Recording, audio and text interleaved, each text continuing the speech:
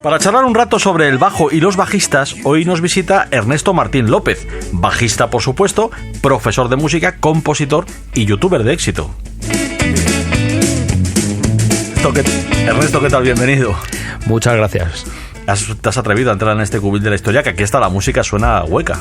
Pues nada, aquí estoy, que me encanta tu programa y a ver si podemos esclarecer cosas sobre este instrumento, que es el bajo eléctrico. Pues oye, antes del instrumento como tal, vamos a hablar de esclarecer el misterio de la propia música, que ya sé que va a ser casi imposible, sí. pero es que realmente, lo hemos dicho al principio, es el arte quizá que entra más en vena, ¿no? Pero ¿por qué es así? O sea, ¿tú qué opinas? Yo creo que la necesitamos para vivir. Sería, bueno, un error vivir sin música, ¿no? Incluso, ya lo dijo el gran filósofo. El reggaetón. Efectivamente. Y bueno, el reggaetón es que, vamos a ver, por lo menos la gente baila. Sí. No, y algo tendrá, porque si no, no gustaría a tanta gente, eso está claro. Pero ¿no? Sí, tiene que ir añadiendo instrumentos, yo creo, porque ha empezado de forma minimalista. Entonces yo creo que tendrá que ir evolucionando, como han ido evolucionando todas las músicas. Ya, o sea, que el reggaetón todavía tiene... O sea, podemos tener esperanzas con él. Hombre, tiene el reggaetón, yo lo describo que tiene tanto éxito porque tiene una fórmula muy, muy importante. Y es la clave donde está el meneo del ritmo, ¿no? Que es esa corchea con puntillo y después, o sea, esa negra con puntillo y esa corchea que levanta el tap, tap. Eso levanta a cualquiera de la silla. Entonces, desde ahí, que es el principio de todo de la música, está muy asociada al baile, yo creo, ¿no? Porque antiguamente era sobre todo percusión. Claro. Pues el reggaetón no deja de ser percusión con ese beat que es imparable. Y luego, claro, las letras, ahí ya podíamos sí, las letras son otra profundizar. Cosa. Sí, y además muy curiosas, porque en la época en la que estamos, las letras tienen unos toques a veces que, en fin. Claro. Pero bueno, vamos allá al bajo, que es de lo que hemos realmente venido a hablar. Que no sé si la pregunta te la voy a formular correctamente, pero ¿qué es o qué aporta el bajo a la música? El bajo realmente, que ya no es por hablar del bajo eléctrico, pero el bajo, toda música tiene bajo, porque tiene graves. Entonces, el bajo dicen que es la base de todo, y efectivamente lo es. En el bajo se fundamenta toda la superestructura que es la música. Decimos que es la base porque tiene tanta importancia que realmente los acordes o la armonía tiene nombre gracias al movimiento del bajo. O sea, con eso podemos explicar todo. Y luego, en cada instrumento vive en él, un bajo vive en él. Por ejemplo, si hablamos de un violín tiene sus bajos, que la cuerda más grave, que sería sol, serían los bajos del violín. Por lo tanto, cualquier instrumento tiene ese registro grave, que son los bajos, y donde se puede fundamentar todo, ¿no? Sí, un piano luego, también, claro, evidentemente. Un piano, ¿no? Bueno, el piano tiene toda la orquesta, ¿no? Claro. El registro de toda la orquesta, pero tiene su mano izquierda, que son los graves, que el pianista debe ejecutar los bajos para dar coherencia a la mano derecha. Y de hecho, la mano derecha recibe el nombre de la mano izquierda, es decir, los acordes o toda la armonía la da nombre su mano izquierda, que son los bajos. Sin embargo, siempre se ha dicho, ¿no? Eso de que el bajo no se oye prácticamente, o se oye menos, o no sé por qué es así. Bueno, ahí te diría que es que es normal, y yo entiendo a la gente. Yo, que soy bajista desde hace tantos años, incluso a mis alumnos cuando llegan les cuesta esclarecer un bajo de una canción, ¿no? Y es lo más normal. ¿Por qué? Bueno, físicamente tiene una explicación. Nosotros, el ser humano, oímos, en teoría, nuestro registro de frecuencias es de 20 hercios a 20.000, ¿no? ¿Qué sucede? Que donde estamos más cómodos oyendo es en la frecuencia de la voz. O sea, esta, importante. Sí, la que estamos escuchando, que sepan, ahora. Estamos hechos para su oído. Efectivamente. Entonces, claro, eso puede ser de 2.000 a 5.000 hercios, dependiendo del oído y del timbre del locutor, ¿no? Pero oímos ahí porque realmente necesitamos comunicarnos, no necesitamos oír un bajo, ¿no? ¿Qué sucede? Que el bajo, donde se empieza a definir, donde puede definirse un poco más, es en esos 2.000 hercios. Ahí lo podemos definir un poco, pero es que su registro óptimo no es ese, porque está de ahí hacia abajo. Por eso queda tapado por los demás instrumentos que están en un registro más alto, y por eso es tan difícil esclarecerlo. Y luego, aparte, los sonidos graves necesitan más energía para ser oídos, o no para reproducirse, pero si tú pones, por ejemplo, un violín a 10 decibelios y pones un contrabajo a 10 decibelios, para notar la sensación de volumen tendrás que subirle casi el doble, porque los sonidos graves necesitan más energía para que nosotros los percibamos. Sin embargo, aunque se oiga menos, es como la base de todo, ¿no? Efectivamente, y por eso dicen que cuando quitas el bajo se cae todo, ¿no? Podríamos quitar de cualquier sinfonía los graves en una parte muy, muy intensa, muy tutti, quitaríamos los bajos y de repente se caería todo, porque en el fondo están haciendo los cimientos junto con la percusión y dando sentido a esa armonía que hay por encima, ¿no? ¿Es más difícil o más fácil o igual que tocar una guitarra eléctrica? Estamos hablando sobre todo de bajo eléctrico, ¿no?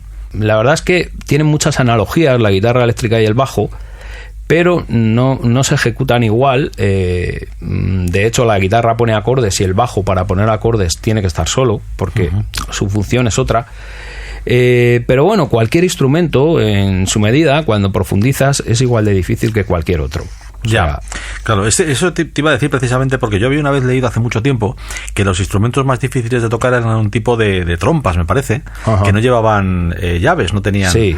y que al fin y al cabo, por ejemplo, pues quizá el más fácil, entre comillas, era el piano, porque ya tiene sus notas afinadas y todo, pero yo imagino que el virtuoso al final le da igual eso de que sea un poco más o un poco menos difícil, ¿no? Efectivamente, al final te da igual, pero sí que es verdad que la iniciación al instrumento, por ejemplo, tú cuando tocas un piano y tocas un do, ya lo tienes. En cambio, en un bajo, en una guitarra, para tocar un do, tienes en el piano simplemente presionando con el dedo hacia abajo, ya tienes la nota el primer día. Claro. En cambio, en un bajo, en una guitarra, el primer día igual no te suena ese do, porque tienes que poner la mano izquierda, hacer fuerza en los trastes y luego con la derecha coordinar. Claro. Entonces, la iniciación es mucho más difícil o es diferente, pero luego es que cada instrumento puede desarrollarse de una forma estrepitosa técnicamente. Entonces ahí ya está el estudio, pero bueno, sí que es verdad que hay instrumentos, ¿no?, como el piano, que dominarlo conlleva con un bajo. Para poner un ejemplo, para hacer las cosas más técnicas difícilmente que se hacen es intentar emular a otros instrumentos que se puede, como el piano, ¿no? Tú cuando coges un bajo la primera vez, en el momento que consigues una nota, está en la sensación, porque, bueno, también hay que decir que el bajo es un instrumento eléctrico, entonces necesita una amplificación, ¿vale? Y claro, tocando esa nota con la amplificación notas el poder de los graves, porque me voy a la introducción del programa cuando decíamos que necesitamos energía, ¿no? Le estamos dando volumen a ese sonido grave que a lo mejor estás en un concierto y de repente no lo oyes, pero te está pegando en el pecho. Si lo notas, te vibra, claro. Esas son esas bajas frecuencias, ¿no? Claro, eso es posible sentirlo con un bajo eléctrico. Y luego, cuando estás junto con la batería y empastas con el bombo de esta y ves que das cimiento a toda la banda, porque es así, ese poder, esa adrenalina, es complicado salirse de ahí, ¿eh? Entonces engancha mucho también. Pero bueno, el bajo, hemos dicho bajo eléctrico, pero el bajo está en toda la música, porque, por ejemplo, en Bach, vamos a decir, hay una gran importancia del bajo, ¿no? Sí, bueno, en Bach tienes que darte cuenta que ya en el barroco, porque claro, el bajo es un instrumento de música moderna realmente, ¿no? Su análogo sería el contrabajo, pero ya en el barroco se daba al intérprete un bajo, que era lo que llamaban bajo continuo, para que él proyectara una improvisación propia. Es decir, decían, hoy hay misa, toma este bajo, le daban, se llama ejercicio con bajo dado, ¿no? Sí, te dan una línea de bajo y tú tienes que construir los acordes con una improvisación, porque cada intérprete podía hacerlo, podía sugerirle ciertos enlaces diferentes, ¿no? Entonces, fíjate si tenía importancia en el barroco, y con Bach el bajo, que le daba importancia, que a través de él cimentaba todo lo que sería una composición, ¿no? Una improvisación en un momento. Pero eso, digamos que nos recuerda tipo 3 siglos antes al jazz, ¿no? Bueno, claro, es que el jazz se fundamenta en esto hoy en día. No deja de ser unos cambios armónicos que tenemos que hacer melodías sobre ellos improvisadas, ¿no? O sea, que lo de la improvisación no solo viene del jazz. Yo creo que, vamos, sería un error decir que en música clásica no se ha improvisado nunca. Otra cosa es cómo esté hoy en día la enseñanza en los conservatorios, que tal vez esa faceta creativa tampoco está más a la mano de buscar intérpretes, o sea, de buscar instrumentistas, no claro. Solistas, no intérpretes que improvisan, ¿no? O compositores, quizá, ¿no? Pero efectivamente. Fíjate, el tema de la línea esta, el sonido bajo, ¿no? La novena sinfonía, el cuarto movimiento, que se oye muy poquito, claro, pero te va dando esa emoción, ¿no? Cómo empieza la parte digamos, ya que va hacia luego la parte coral, ¿no? Del cuarto movimiento. Bueno, efectivamente, ahí Beethoven, es que yo creo, a mí Beethoven me encanta, ¿no? Aparte, yo no sé si sería porque fue perdiendo audición, pero él daba mucha importancia al registro grave, ¿no? Él ponía unos acordes oscuros en el piano. Yo no sé si porque tenía esa necesidad de sentir esos graves, porque estaba perdiendo audición, pero lo que dices tú, en el cuarto movimiento de la novena, tenemos ahí los chelos y los contrabajos al unísono, marcando la melodía que tarareamos todos luego después. Sí, ¿no?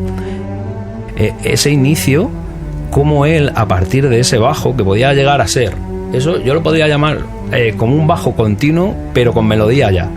Y luego él desarrolla, ese bajo ya se va perdiendo, empieza a hacer función de bajo y la melodía ya pasa a secciones más altas de la orquesta, y cómo desarrolla esos contrapuntos, pero cómo empieza por los graves. Sí, lleva los violines o lo que sea, ¿no? Efectivamente. Pero, sí, la verdad es que es impresionante. Dices, bueno, claro, Beethoven, ¿a quién no? Claro. Pero bueno, aquí tenemos también en España, hemos dicho antes, ejemplos de bajistas importantes, algunos evidentemente que tú los conoces, ¿no? En tu labor profesional y personal, y podemos escuchar un poquito, pues una canción mítica de un grupo que es Hombres G, y que, bueno, pues David Summers, que era uno de los músicos, que era bajista, claro. Tú, de hecho, en tu canal de YouTube, por ejemplo, has entrevistado a David Summers, ¿no? A Melendi, a gente de este tipo, ¿no? Sí, hace poco tuve el placer de entrevistarle, porque la verdad es que David Summers es todo un icono y un personaje, ¿no? Dentro del estilo de música que hace, bueno, para mí era muy importante, porque yo tampoco era fan de Hombres G. Yo en aquella época los escuchaba y estaban todo el día y era un fenómeno. Sí, lo mismo digo, tampoco yo, o sea, pero estaban ahí. Claro, estaban ahí, y es que siguen estando, pero aparte es que David Summers, aparte de componer todo, es que es bajista. Claro. O sea, él ha tocado siempre el bajo. Entonces yo le quería hacer una entrevista, aparte de las muchas que le han hecho en muchos medios, pero hablando sobre todo de bajista.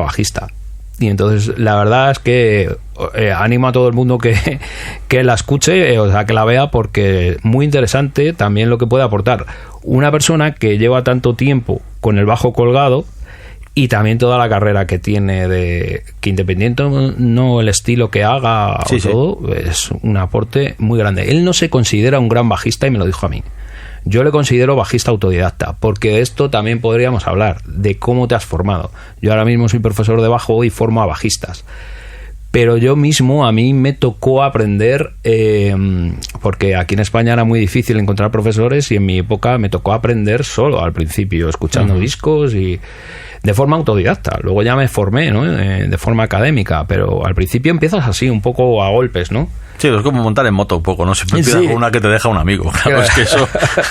sí. No, pero el tema, lo que dices de David Summers, efectivamente, pero bueno, él ha hecho historia, evidentemente, ¿no? Con su grupo. Sí. Pero vamos a pasar a otra historia que también se está haciendo ahora, que es la relación o la influencia del bajo en el flamenco, nada menos.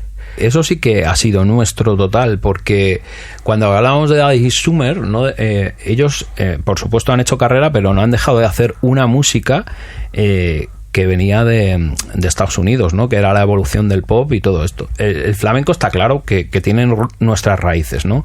Aunque hay muchas mezclas de América Latina y de África, pero se ha fraguado aquí.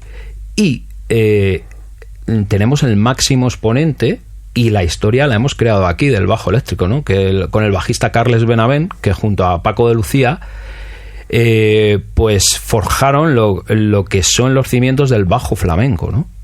Pues nada, quien quiera escucharlo, que lo busque ya en tu canal, en YouTube en general, o en donde quiera, en internet, porque Ernesto, se nos ha acabado el tiempo. Ya sabes, al tiempo no le gusta la música, es muy malo. Pues nada, yo encantado de daros un poquito de mi tiempo, y nada, agradecerte por aquí, por tu programa, que me encanta, y bueno, que lo seguiremos escuchando. Y pues nosotros te damos las gracias, y por la visita, por supuesto, pero también te prometemos seguir asiduamente tu canal. Muchas gracias.